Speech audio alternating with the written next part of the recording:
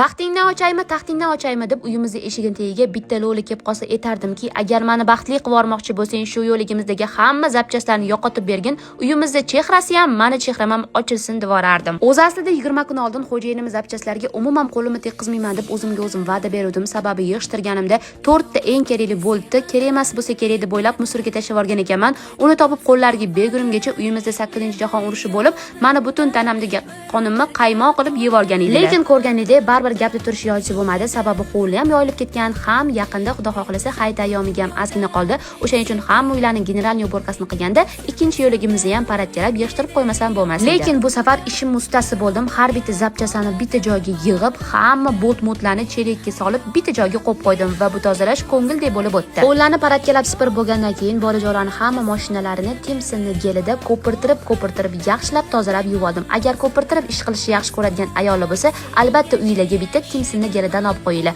Ham zo'r ko'piradi, ham tozalab yuvib beradi. Kami to'yni arafasida qizli uyimga tez-tez borayotganligim uchun ko'zga ko'rinadigan ishlarni qilib, kelin uyimda tezgina ketayotgandim. Endi o'shaning uchun hayit ayyomiga hamma mayda-chuyda ishlarni ham qilib, musor idishlarni ham tozalab oqartirib yuvoldim. Hayit ayyomigacha xudo xohlasa, butun hovlining general yuborkasini qilib olaman. Qaytgancha Timsonning geli yoki umuman olganda Timsonning mo'yshes restoranlarini Uzum Market, Yandex Marketdan xarid qilsanglar bo'ladi. Do'konligida ham juda ham ko'p assortimentlar bor. Bonuslari ham albatta bor.